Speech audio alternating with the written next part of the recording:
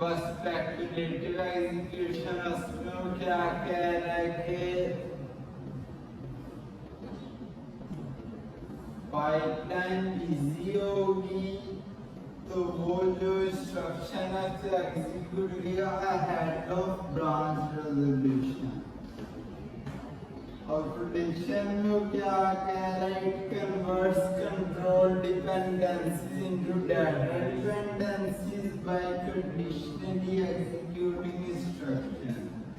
जो control dependency हमको convert कर देगा डाटा डिपेंडेंसी में। डाटा डिपेंडेंसी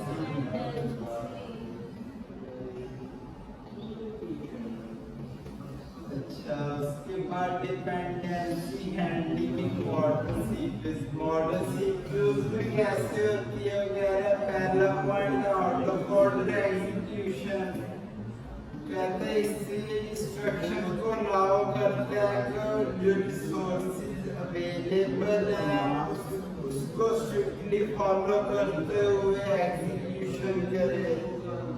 सुपरस्केलर पाइपलाइन क्या कह रहे कि it executes multiple instructions per cycle by using parallel execution.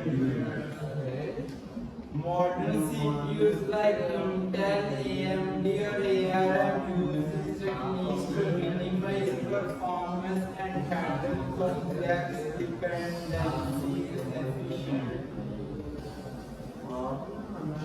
Conclusion में वो क्या कह रहे हैं कि बात ये मैंने दो दी है, बात ये डाटा डिपेंडेंसी और कंट्रोल डिपेंडेंसी की हैंडलिंग बड़ी केयरफुली करनी होती है। उसके बाद डिफरेंट टेक्निक्स हमने डिस्कस की हैं और जो हजार जो कॉज करते हैं वो भी डिस्कस किए मॉडल सीरीज के बाद।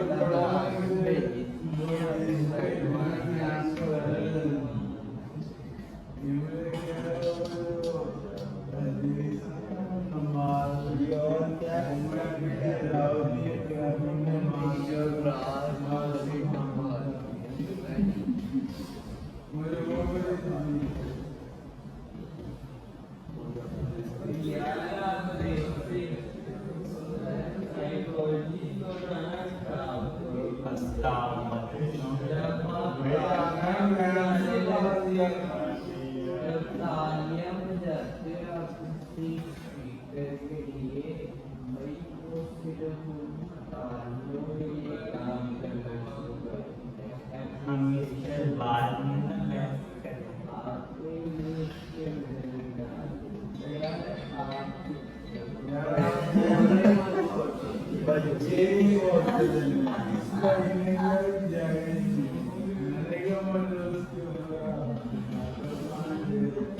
क्या चीज जायज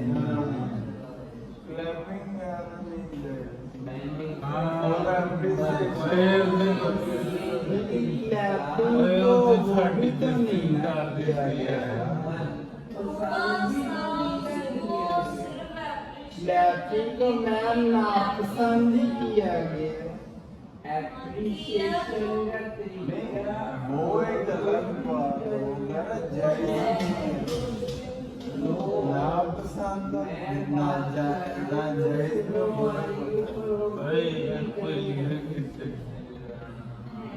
वैसे आप लोग भी कह सकते हो कि अच्छा किया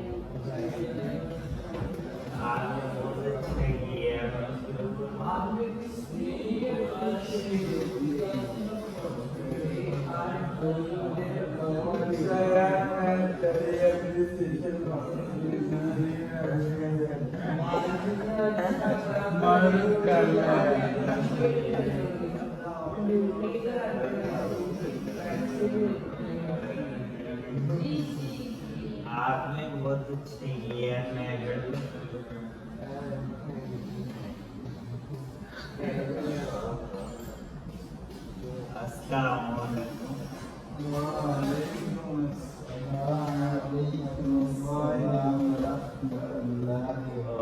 मेरा आज का टॉपिक है वो है representation of bits in memory. अच्छा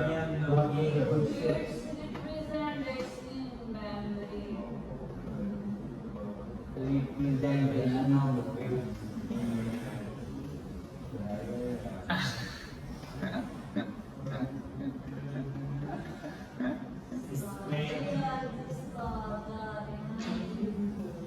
इसमें कुछ हमारे ये टॉपिक्स हैं बिट बाइट और इनकी हम कैसे हार्डवेयर लेवल पे डेटा स्टोर होता है उसको देखेंगे।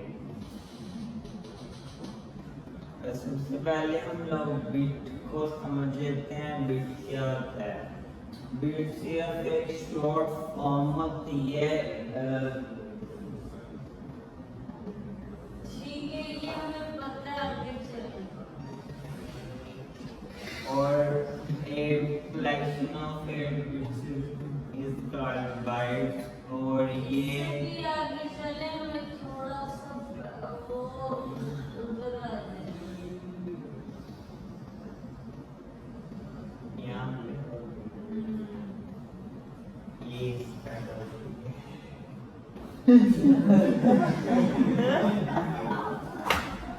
पीछे लेके आओ पीछे नहीं मेरा ये फर्स्ट मेंबर वो मेंबर नहीं ना यार मेंबर नहीं है उसकी जैसे मैं वो बेसिक से था जो ओवर बिल्ड था वो उसका था और आशा शकील का इसका टॉपिक छोड़ दो और अपना प्रेजेंट करो मुझे बाद में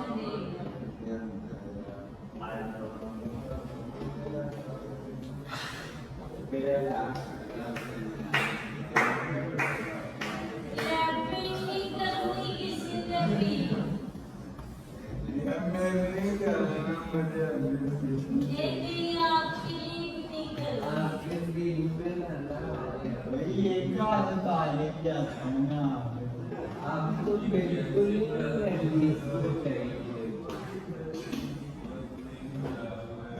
अस्सलामुअलैकुम राज भाई ये सुनना दशरथ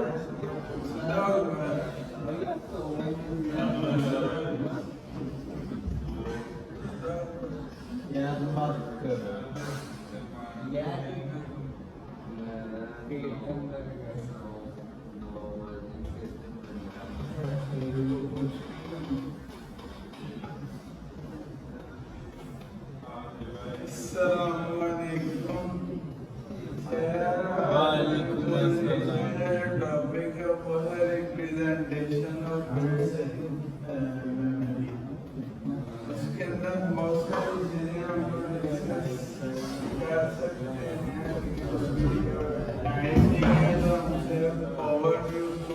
मिलेंगे। असलाम और मुदस्सिर अगर नहीं सुनी तो बाहर चल जाओ।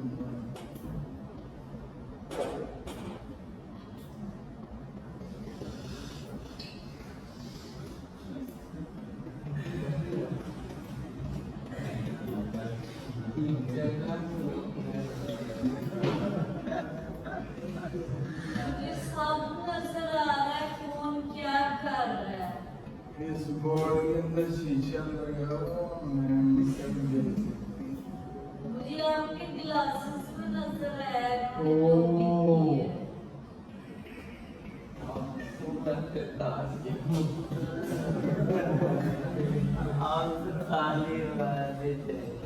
यार तू जो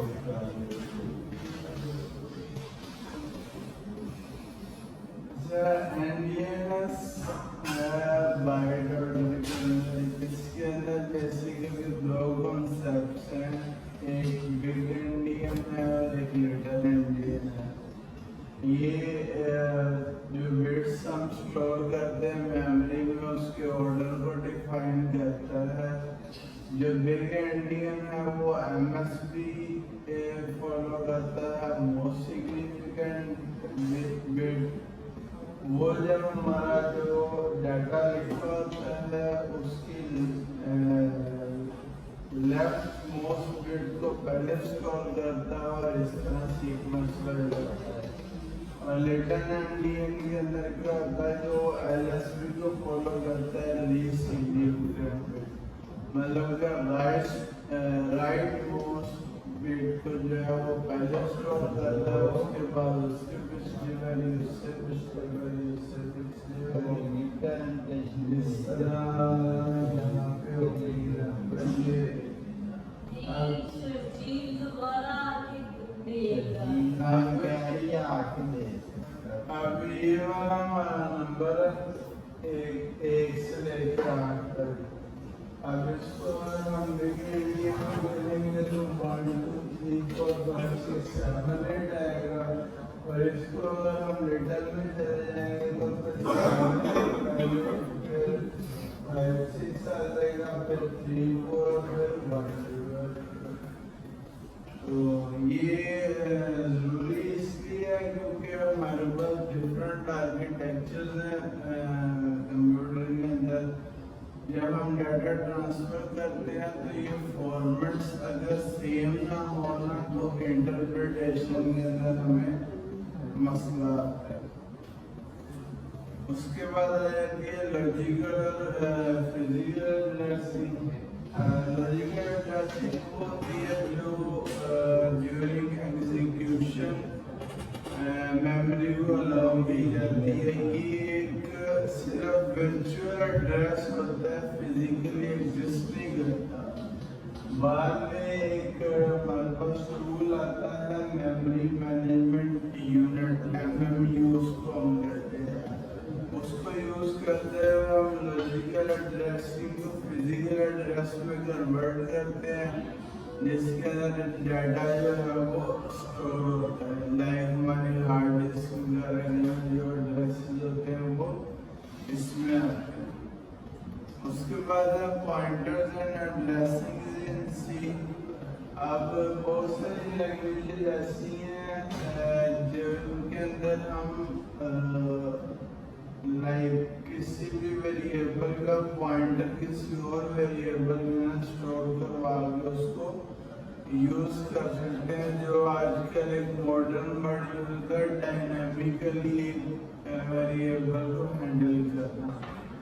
लाइक अगर हम एक वेरिएबल डिफाइन किया और नीचे हम उसका सिर्फ एड्रेस यूज कर रहे हैं, ये एड्रेस ऑपरेटर को यूज करते हुए तो हम उसकी वैल्यूज को चेंज कर सकते हैं।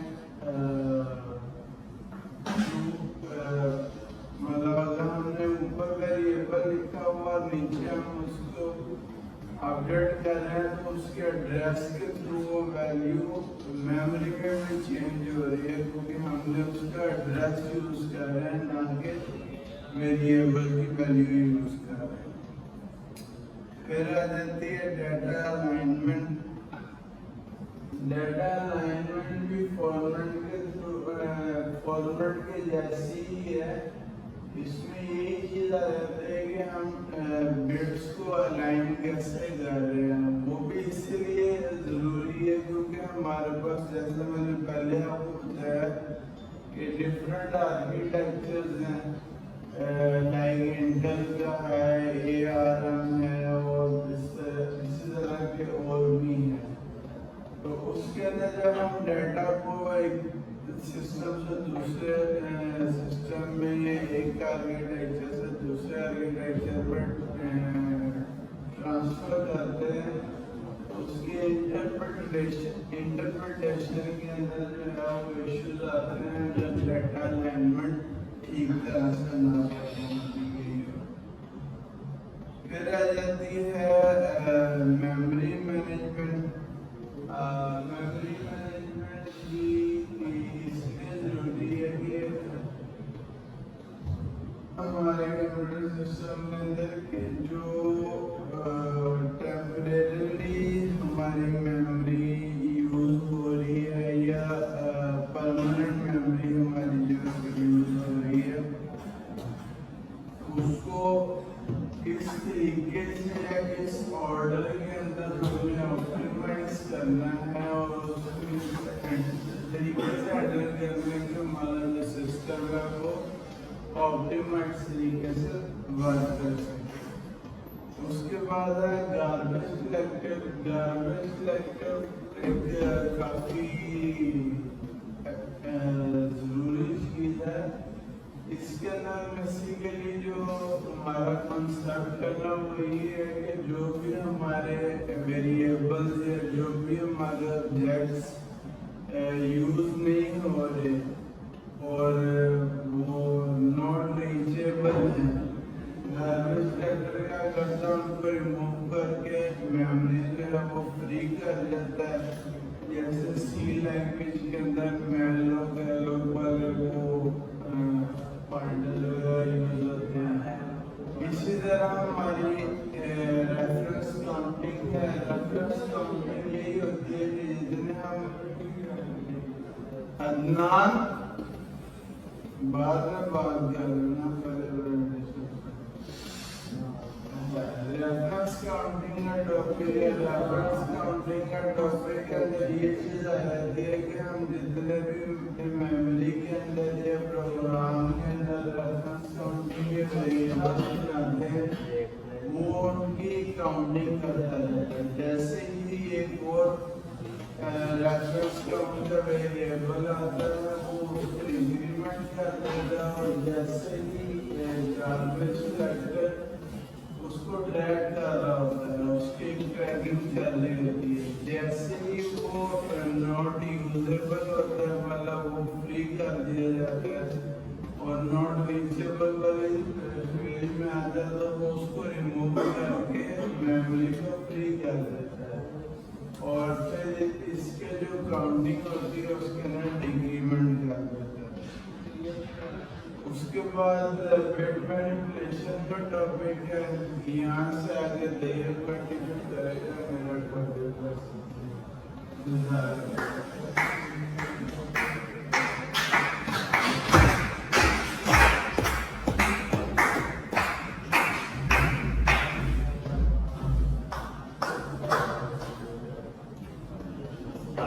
तो सर क्या मसला है आपके साथ?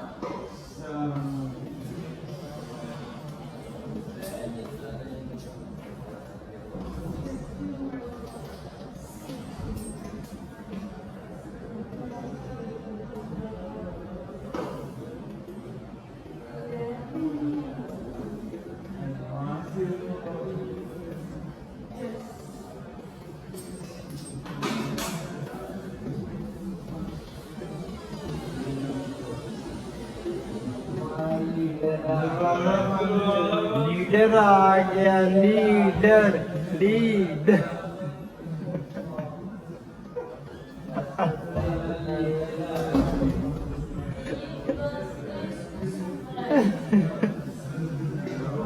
अच्छा ये दो में सुनने से रखती है।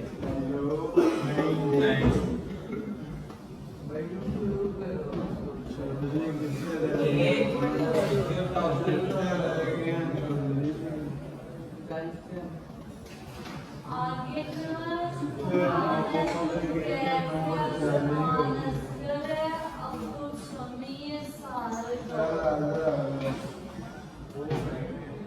ये पिगमेंटेशन एक बहुत ज़्यादा एडवांस और बहुत ज़्यादा इम्पोर्टेंट टॉपिक है किसी भी लैंग्वेज के अंदर काम करने के लिए हमने पढ़ा है कि हमारा जो भी डेटा है वो सारा जाके स्टोर हो रहा होता है मेमोरी के अंदर बिट्स की फॉर्म में। तो बिट मैनिपुलेशन की मदद से हम लोग क्या करते हैं कि हम लोग जो डायरेक्ट कैलकुलेशन बिट्स के ऊपर करके अपने रिजल्ट को कैलकुलेट करते हैं। तो बिट मैनिपुलेशन यही टेक्निक है, इसके अंदर हमारे पास बिट ऑपरेटर यूज होते हैं। ये चार ऑपरेटर हैं, ये भी हमारे पास मोस्टली यूज होते हैं बिटवाइज एंड और एक्स और नॉट। इन सब का पर्पस जो एंड है वो अगर दो बिट सेट हो तो सेट कर देता है, और अगर अनसेट हो तो वो जीरो वैल्यू देता है। और जो है ये सिंपली इसको प्लस के साथ रिलेट कर सकते हैं कि अगर दो वैल्यूज में से कोई एक भी वन आ गई तो ये जो बिट होगा वो सेट हो जाएगा। और एक्स और होता है अगर दो बिट सेट हैं तो इसकी आउटपुट वन होगी, और अगर दोनों बिट डिफरेंट है तो आउटपुट की जीरो होगी।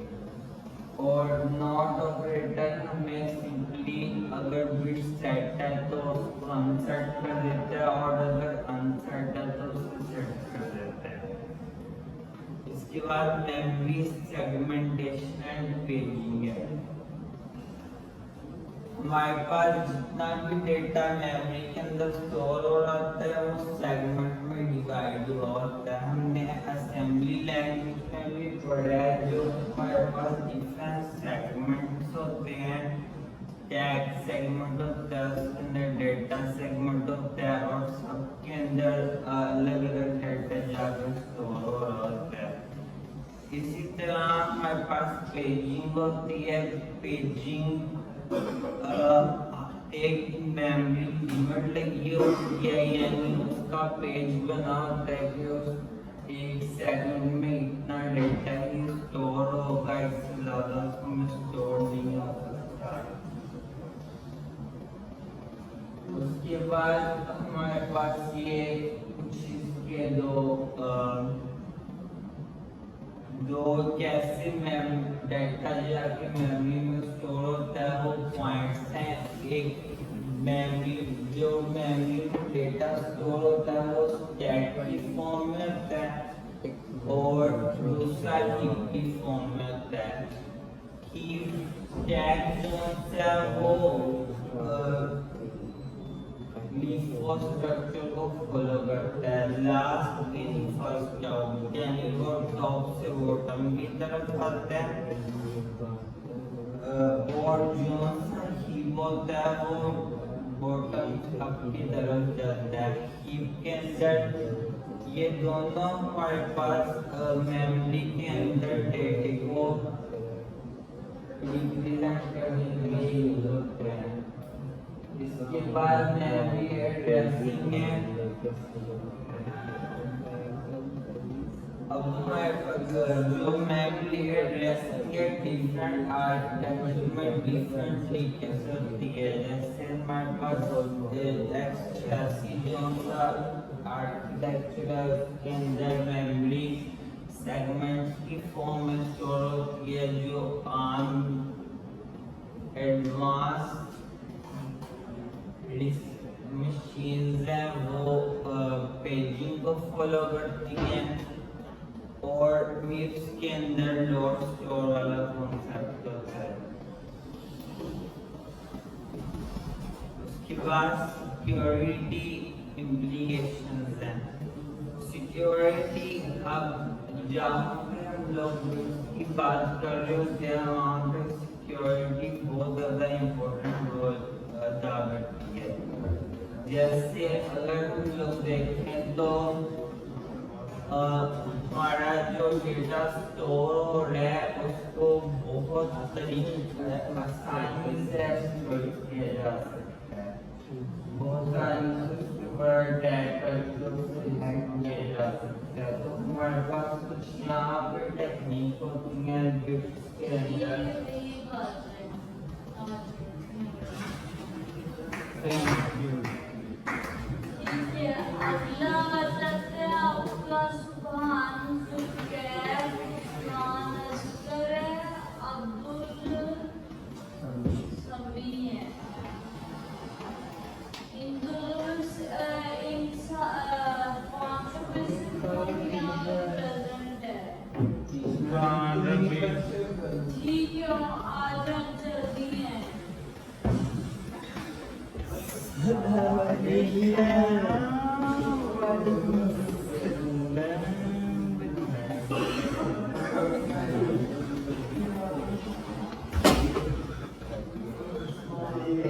जल्दी है अगला ग्रुप भी रेडी है। अबू बकर है, हसनैन साबिर है, आकिब नवाज है।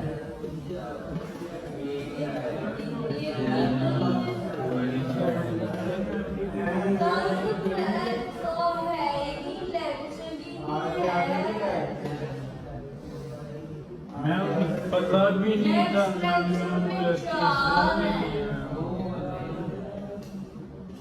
आपको पता है 9, 10, 11 और 12 ये भी 4 ग्रुप्स रहते हैं।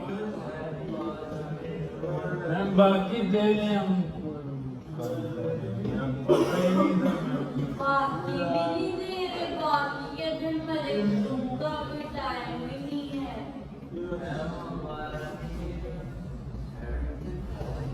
आप देखो 7वां कौन सा है? 8वें का भी तो आज ही है।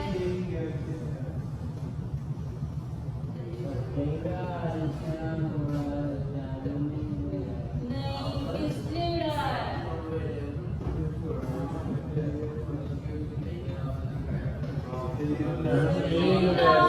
तो आए अभी ऊपर से आप कौन है?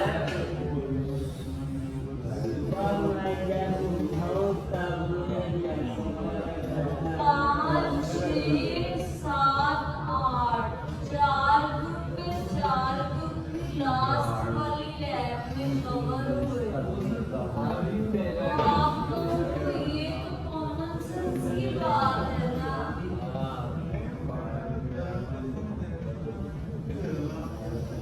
मैं आप लोगों को फिर एब्सेंट करूंगी सुभान जो है।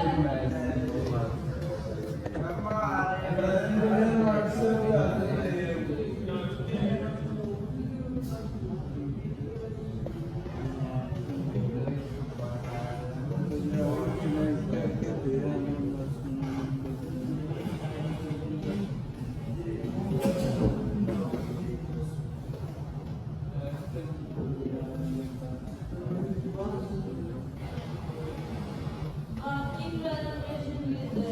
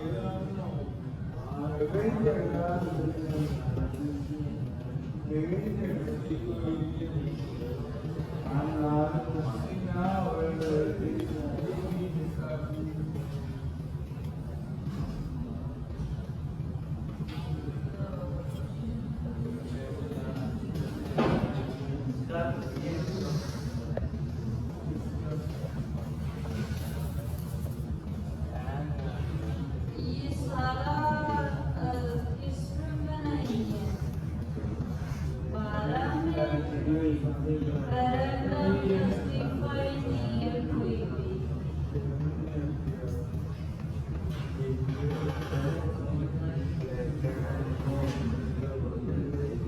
पैराग्राफ जस्टिफाई नहीं है।